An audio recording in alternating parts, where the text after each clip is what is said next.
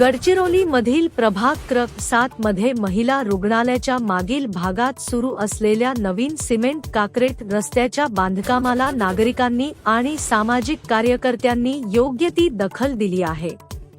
प्राथमिक पाहणीमध्ये आढळले की कंत्राटदाराने रस्त्याचे खोदकाम करता जुन्या डांबरी रस्त्यावरच माती साफ करता सिमेंट काँक्रीटचे काम सुरू केले होते, जे निकृष्ट दर्जाचे मानले जात आहे।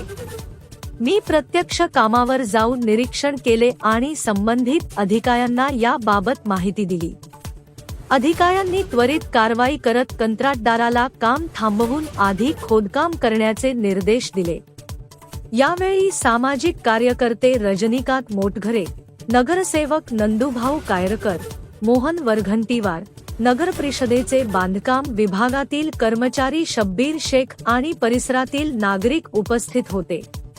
परिसरातील नागरिकांनी या तक्रारीबाबत सकारात्मक दखल घेतल्याबद्दल समाधान व्यक्त केले। बांधकामाचे योग्य नियोजन आणि दर्जेदार काम सुनिश्चित करण्यासाठी प्रशासन आणि नागरिकांचे सहकार्य आवश्यक असल्याचे या घटनाकडून स्पष्ट झाले।